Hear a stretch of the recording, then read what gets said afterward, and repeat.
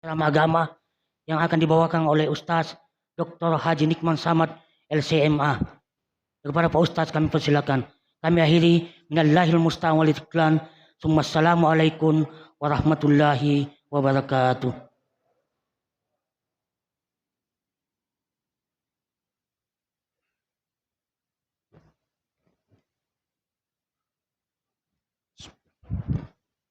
Bismillahirrahmanirrahim. Assalamualaikum warahmatullahi wabarakatuh.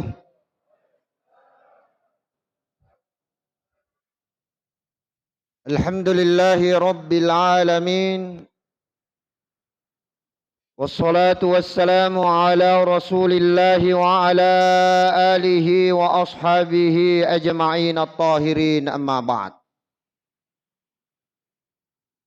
Ungkapan dari rasa syukur kita kepada Allah Subhanahu wa taala atas nikmatnya, atas rahmah dan karunia-Nya, terutama inayah dan petunjuknya, dengan kalimat alhamdulillahi rabbil alamin.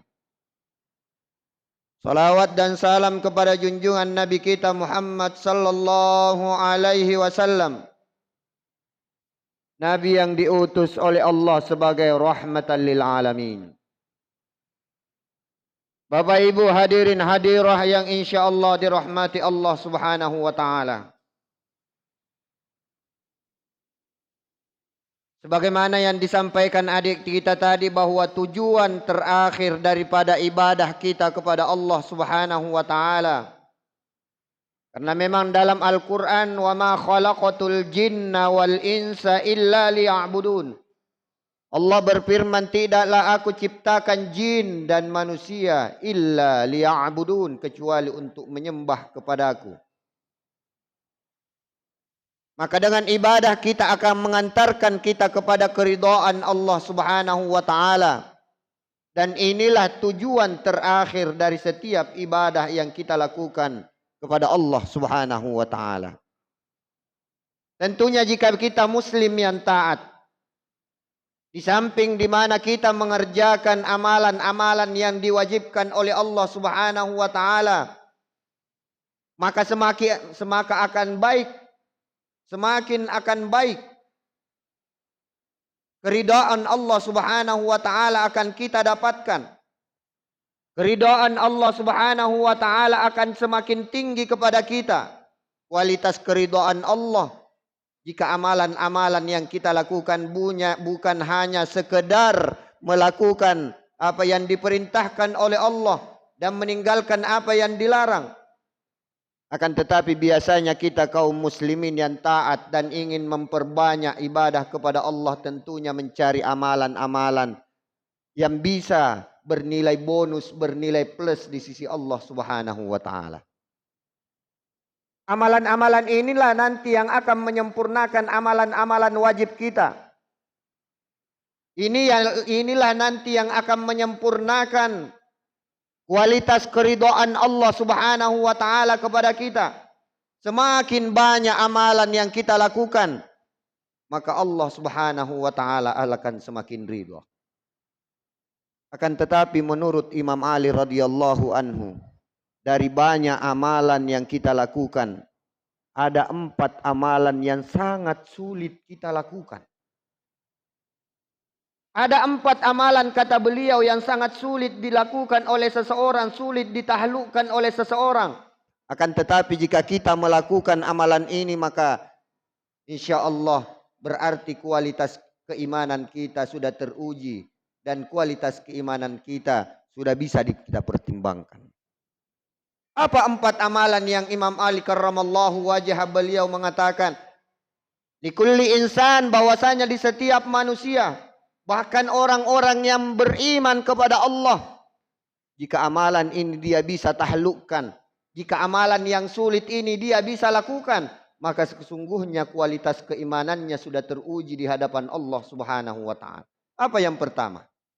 Yang pertama, Imam Ali karramallahu wajah beliau mengatakan, amalan yang sulit dilakukan oleh seseorang akan tetapi dengan melakukannya akan teruji kualitas keimanannya kepada Allah, Yang pertama al-afwu indal ghadab.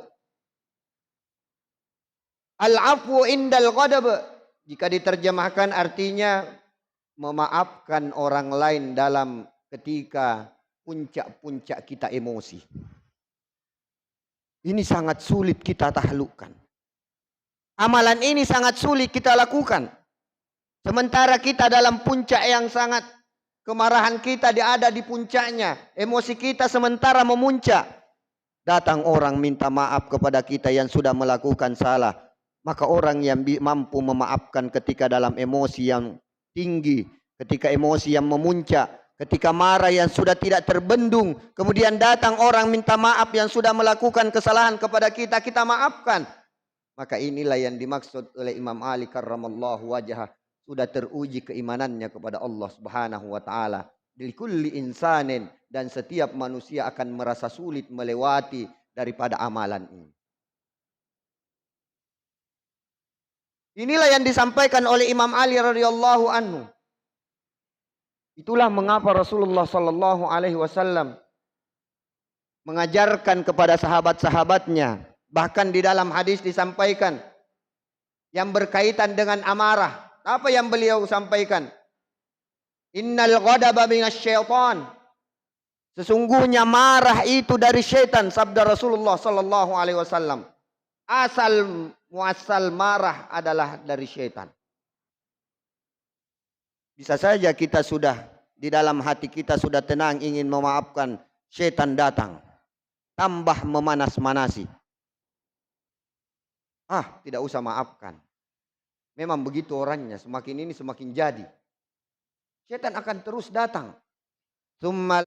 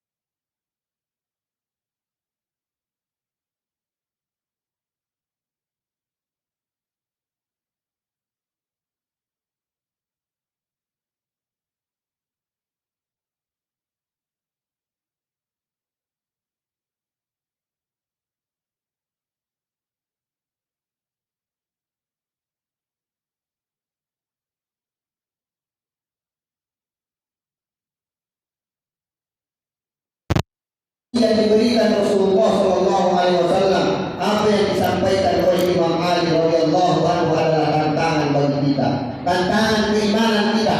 Yang paling pertama, al-haqqu 'indal ghadab, marah. Kita marah di puncak kemarahan kita, tapi ketika orang datang memohon maaf kepada kita, kita maafkan. Jika ada yang marah di antara kalian sabda Rasulullah, solusinya sudah disampaikan tadi oleh Rasulullah, maka bergegaslah untuk berwudu.